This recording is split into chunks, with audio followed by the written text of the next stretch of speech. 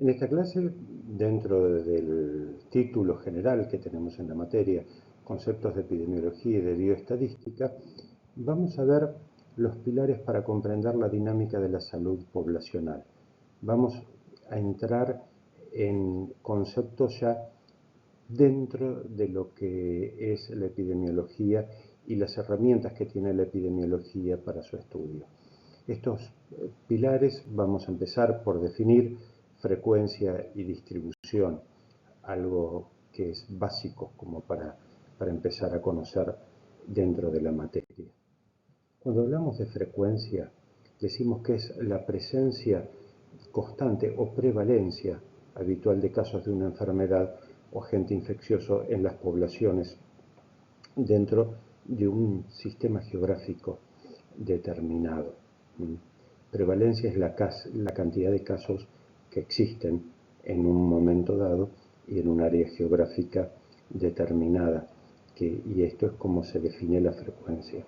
Mientras que la distribución es un poco más amplia, es una medida también de cómo aparecen, cómo es la frecuencia de estos casos que aparecen y cómo varía un fenómeno dentro de los grupos de una población determinada a lo largo de un tiempo en diferentes lugares o diferentes tipos de personas. Entonces son los casos nuevos que están apareciendo, ¿sí? Porque habla de aparición, o sea, de cuán constantes o no, o cómo van ocurriendo estos casos, cómo se da el fenómeno dentro de estos grupos en un periodo de tiempo que se va a estudiar, o sea, cómo se distribuye. La frecuencia, volviendo al estudio de la frecuencia, es la medición de cómo van desarrollándose estos eventos de la salud, ya sean enfermedades o muertes, porque el criterio de muerte también se estudia dentro de una población determinada. ¿Para qué? ¿En qué objetivo? Tenemos que entender cómo es la característica de esa enfermedad, cómo son sus patrones, como está en la definición acá escrita, y cómo se va a distribuir a lo largo del tiempo y dentro de los diferentes grupos de la población que estamos estudiando. Por eso, la importancia de la frecuencia sirve para comparar poblaciones. Si podemos comparar entre dos poblaciones y estudiar un sistema de salud similar o diferente entre los grupos de poblaciones, podemos considerar también cuán grande es esa población y esto nos va a permitir discriminar. ¿Es el mismo problema para las dos poblaciones o son diferentes? Y acá ya podemos empezar a ver que o es lo mismo o es diferente, entonces discriminamos. También identificamos tendencias. Al observar las frecuencias en un tiempo determinado, se pueden ver cambios en las enfermedades y realmente si las medidas que estamos tomando son adecuadas. Por eso dices que se evalúan la efectividad de las intervenciones. ¿Sí? Por eso hay que empezar a trabajar sobre las tendencias. Lo mismo que detectar los factores de riesgo. Al saber a qué riesgo se enfrenta la población, podemos conocer determinantes y los factores de una enfermedad, algo que es central si conocemos el riesgo, cómo prevenirlo y cómo controlarlo. Es central estos puntos, son centrales estos puntos. Los estudios de distribución. O sea, acá vamos a estudiar cómo las enfermedades, sobre todo las de notificación obligatoria, encuestas de prevalencia, son monitoreadas. Entonces, vamos a reformular el concepto para que quede un poquito más claro. Los estudios de distribución son estudios para saber cómo las enfermedades se distribuyen entre personas, entre grupos y en qué tiempo estas enfermedades van a ocurrir. Entonces, ¿qué respuesta vamos a tener? El quién, cuándo y dónde. Quién, cuándo y dónde hay problemas de salud. Por eso Es importante monitorear las enfermedades de notificación obligatoria, encuestas de prevalencia de enfermedades, cómo se distribuyen las enfermedades en un momento específico, los estudios de cortes y de caso control, esto lo vamos a ver más adelante, que nos van a permitir conocer los grupos de riesgo y sus características. Entonces, acá vamos a hablar de estudios de distribución. Estos estudios de distribución, entonces, nos van a permitir saber quién, cuándo y dónde. Los estudios de distribución nos van a ayudar a saber qué problema de salud es importante en la comunidad, qué patrón tienen estas enfermedades, o sea, qué significa en la descripción de los patrones, cómo se distribuyen las enfermedades respecto a distintas variables que queremos estudiar, variables de tiempo, variables geográficas, variables de sexo, la variable de edad. Entonces, estos patrones permiten empezar a achicar el estudio de las enfermedades porque ya vamos conociendo cómo, en dónde se van a producir. También los factores de riesgo. Los factores de riesgo es a qué está expuesta la población que estamos estudiando y cómo aumenta este riesgo la posibilidad de enfermarse. Siempre hablamos de poblaciones. Después, hay que planificar intervenciones. ¿Por qué? Porque una vez que conocemos los factores de riesgo, los patrones y tenemos identificado de qué problema se trata, vamos a saber cómo intervenir y cómo diseñar programas de prevención y control para que sean mejores. Por eso vamos a tener que saber cómo estudiar la población. Para estudiar la población tenemos que saber que son muy grandes y no siempre podemos estudiar toda la población como nosotros quisiéramos. Entonces, tenemos que trabajar un método específico. Y este método específico tiene que ver la manera en que vamos a encarar un estudio. Vamos a tener un universo, pongamos que es Argentina. Tenemos una población, que es la de la ciudad de Buenos Aires, pero nosotros queremos saber cómo están los alumnos de la Universidad Católica Argentina. Entonces, de todo este universo vamos a tomar los alumnos de la Universidad Católica Argentina. Y esto nos va a permitir poder focalizar mejor en el estudio que queremos hacer. Definamos universo. Universo es el grupo completo de todo lo que queremos estudiar. ¿Sí? Es el todo. Es el todo. Podría ser todas las personas de un país, una región geográfica, un grupo étnico, económico especial. O sea, tenemos que empezar a ver qué queremos estudiar de manera global. Entonces, también acá está agregado algo más, que no solamente son seres humanos lo que podemos estudiar casas, establecimientos comerciales, podemos estudiar contaminaciones, en fin, hay una serie de cosas que nosotros podemos estudiar dentro del universo. Pero hay algo que nos interesa mucho, la población en estudio. La población en estudio ya focaliza más lo que nosotros queremos ver. Entonces, lo definimos como el grupo que se está considerando para un estudio o para un razonamiento estadístico. ¿Sí? Estudio, por lo general, implica un involucrarse de una manera más académica en algo, mientras que un razonamiento estadístico permite elaborar una hipótesis más amplia. Entonces, hay investigadores que necesitan muchos grupos específicos para sacar conclusiones y tomar una decisión en los resultados de la observación de los diferentes grupos. Entonces, esto se utiliza para seleccionar, por ejemplo, encuestados y es un muestreo, ¿sí? Pero esto todavía sigue siendo grande, porque si bien achicamos el universo y pasamos a la población en estudio, queremos saber otra cosa. queremos saber cuál es la población a riesgo.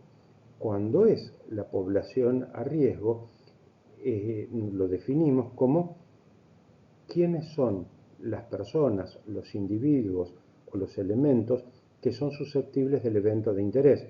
O sea, hablando de las personas, hablando de las poblaciones, quiénes van a contraer cáncer, quiénes se van a infectar, quiénes van a tener problemas profesionales o las muertes por accidente, por ejemplo, para poner algún evento.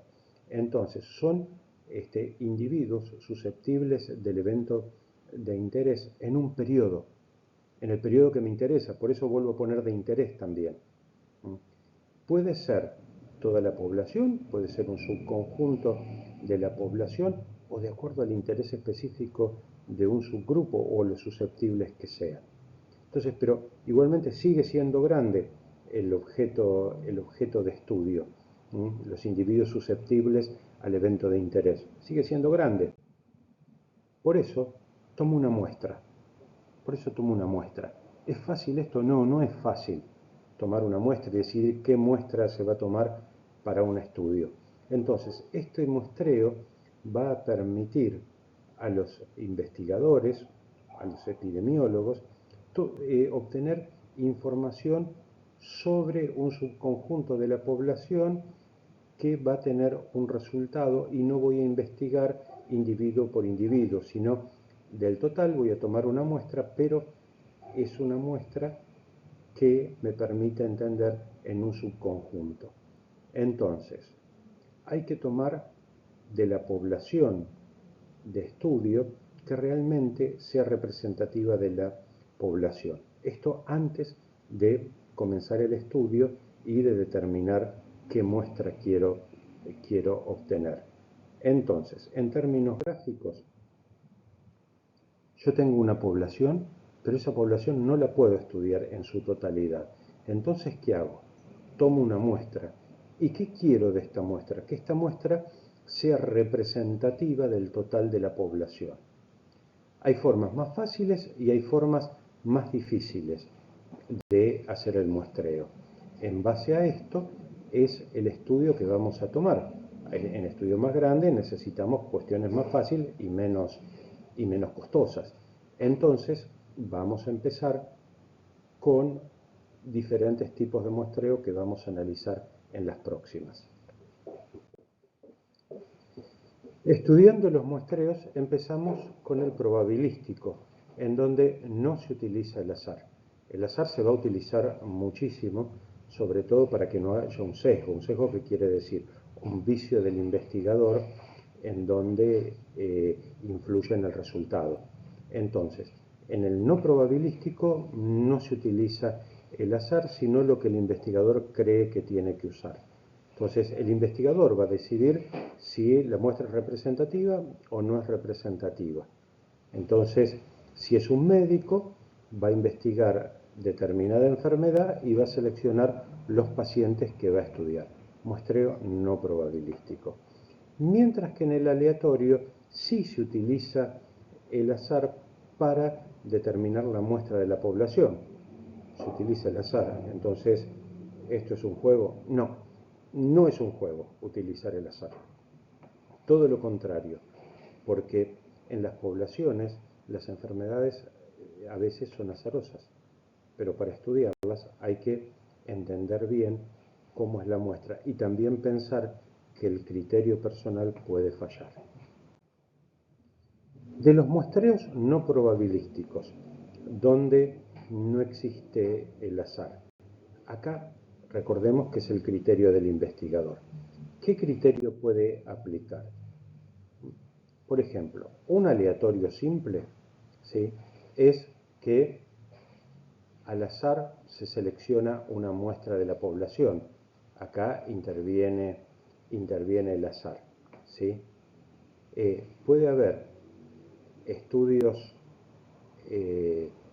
aleatorios simples, estratificados o con métodos para obtener una muestra representativa.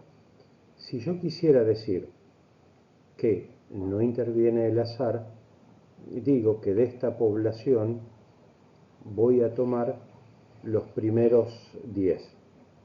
Entonces, los primeros 10 son los primeros 10 pacientes que yo traté. Ahí no interviene el azar.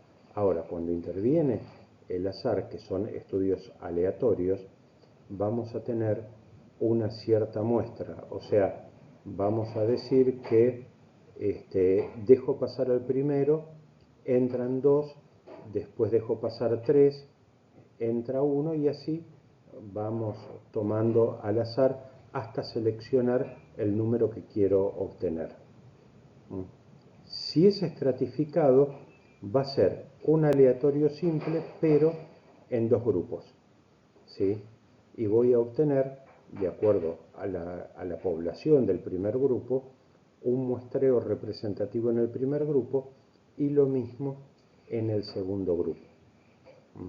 Por ejemplo, voy a estudiar a los alumnos de primer año y a los alumnos de segundo año, pero no a todos, sino voy a elegir cuando estén en un recreo o tomando un café a 5 de un grupo y a 3 del otro porque son menos.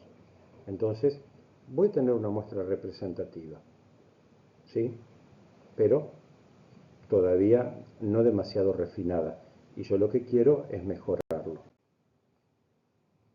Por eso, cuando hablamos de los tipos de muestreos, vamos a ver que en un muestreo aleatorio simple hay individuos de una población que todos tienen la misma posibilidad de aparecer dentro de la investigación hasta alcanzar el tamaño deseado. Después los vamos a desarrollar. El muestreo sistemático, hay una lista de todos los individuos que están sujetos a estudio. Entonces, si queremos una muestra de un tamaño que nosotros ya decidimos que ese es el tamaño adecuado para el tipo de estudio que tenemos que hacer, vamos a tomar una selección metódica donde van a estar igualmente espaciados en la lista hasta obtener el número, pero el primero es al azar. Ya lo voy a mostrar y lo van a entender mejor. En el muestreo estratificado vamos a tomar grupos de subpoblaciones, o sea, vamos a dividir la población total en grupos y de cada grupo vamos a tomar una muestra. En el muestreo por conglomerados vamos a dividir la población total en un número determinado de subdivisiones más pequeñas para seleccionar al azar algunas personas que vamos a estudiar. O sea, esto es lo que vamos a ver ahora dentro de los tipos de muestreo. Específicamente vamos a dividirlos y vamos a ver ahora de una manera más amplia cada uno. Empecemos por el primero, el muestreo aleatorio simple. Todos tienen la misma posibilidad de ser elegidos. En un bolillero, siempre todas las bolillas pueden ser elegidas. En el muestreo, entonces, aleatorio simple, es fácil. En él se basan todos los demás estudios que vamos a seguir viendo, lo dije al principio. ¿Por qué? Porque para obtener los elementos de una muestra se van a numerar y se seleccionan al azar aquellos que debe tener una muestra. O sea, necesito de ese bolillero 3 bolillas. Giro el bolillero y saco 3 bolillas. Todas pueden ser elegidas, pero tomo 3. Ahora, ¿eso es tan representativo? Más o menos. Puede dar error de acuerdo al tamaño de la muestra. Para que sea más válido tengo que tener una muestra más grande. En el aleatorio sistemático voy cambiando porque ya voy a operacionalizar mejor las muestras que tenga que tomar. Entonces, es un muestreo probabilístico donde toda la población se enlista y el primero que elijo es aleatorio. Tomo un dado, el dado es del 1 al 6. Entonces, dejo pasar 3, el cuarto es el primero que tomo y a partir de ahí voy tomando el tercero. Entonces, pasaron 4, pero después de ahí tomo el 3, el 6, el 9, el 12, el 15 y así sucesivamente hasta obtener el total de la muestra que yo quiero tener. O sea, voy a tener un intervalo definido por el investigador para ir seleccionando el total de la muestra. Ejemplo, se necesita extraer una muestra de 10 personas de un total de 100. O sea, a donde quiero llegar es a tener 100 personas. Entonces, al azar, dejo pasar hasta el individuo número 3. A partir de este intervalo de 4, que lo obtuvo el investigador, o sea, voy a tomar de a 4, voy a seleccionar los próximos individuos. El número 4, el 7, el 11, el 15, similar al que les dije antes, pero bueno, acá lo tienen escrito para que lo puedan entender un poco mejor. Mientras que el estudio estratificado voy a separarlos por grupos, en este caso mujeres y varones, ¿sí? Y tienen que ser proporcionales, o sea, adecuado la muestra al número de población que tengo. Por eso decimos, el muestreo estratificado es probabilístico. Toda la población se divide en diferentes estratos y en diferentes subgrupos. Entonces, cada subgrupo tiene características similares.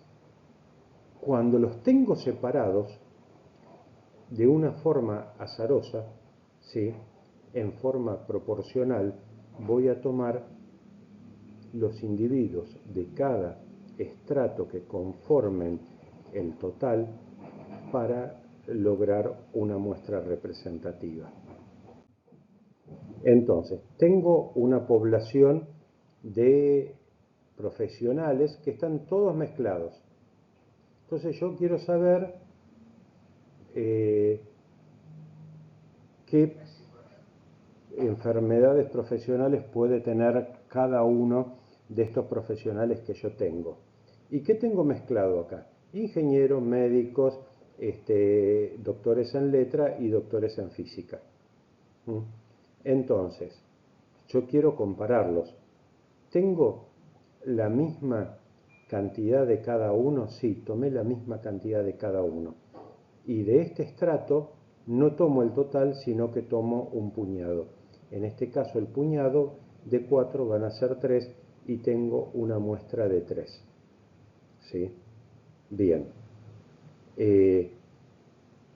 ¿Tengo más ingenieros que médicos? Puede ser. Tengo más doctores en letra, no tengo más doctores en letra que ingenieros, pero tengo más físicos.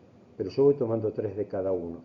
Entonces, si bien este es un estudio bastante interesante, pero todavía tiene algunas falencias. Entonces, quiero mejorar la distribución para tener una afijación. Entonces, afijación es la distribución de la muestra en cuanto a sus estratos. Puede ser de diferentes tipos. Afijación igual. A cada estrato le corresponde un número igual de elementos.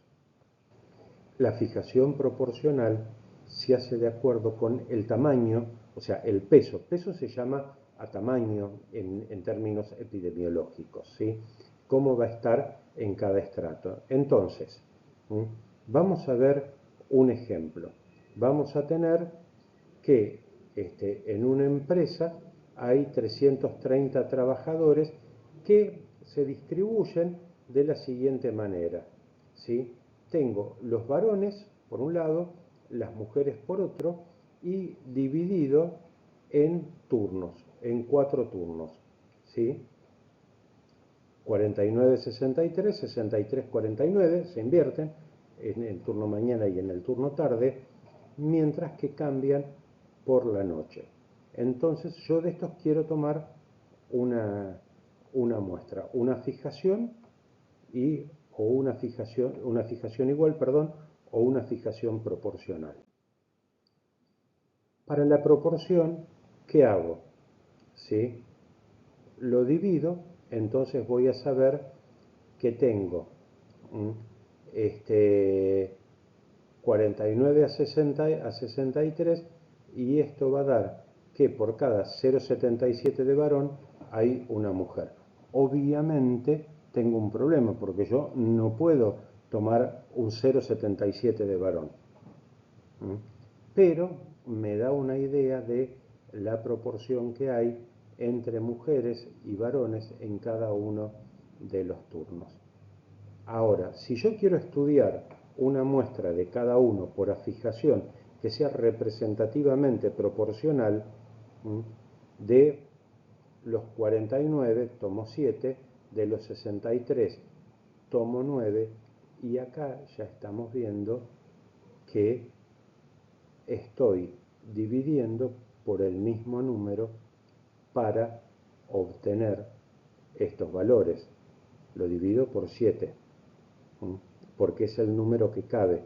Lo mismo en el turno tarde, lo mismo en el turno noche 1 y en el turno noche 3. Entonces acá yo voy a obtener una afijación en un muestreo estratificado correspondiente a lo que yo quiero obtener, y esto es muy representativo. El muestreo por conglomerados es un muestreo distinto. Por ejemplo, acá tomamos una provincia porque el territorio es amplio, entonces lo voy separando por conglomerados que pueden ser distritos. Tengo al azar un número de conglomerados y después va a ser de forma aleatoria. Entonces, el estudio por conglomerado me va a permitir tomar una población similar a lo que vimos antes. Para terminar y dar paso a la próxima clase, ¿cómo tomamos de esta cuestión epidemiológica para llegar a un nivel académico? Mirando de lo que vemos, nos hacemos preguntas. ¿Por qué? Sobre todo es la primera pregunta. ¿Qué pasa? ¿Cómo pasa? ¿Cuándo? ¿Cómo? Me formulo una hipótesis, ¿sí?, de lo que yo observo. Ahora bien, de esto que presumo que puede pasar, tengo que demostrar qué pasa. ¿Y cómo lo hago? A través de una experimentación. La experimentación me va a permitir, ¿sí?, demostrar que la hipótesis es válida porque cualquier otro que reproduzca este experimento va a poder llegar a la misma conclusión. Pero una vez que tengo la conclusión, la tengo que documentar. Una vez que mi conclusión de la experimentación debidamente realizada y documentada me permite descubrir algo. Y un nuevo descubrimiento me va a dar nuevas preguntas y voy a seguir aprendiendo. Y vamos a seguir aprendiendo en la próxima clase.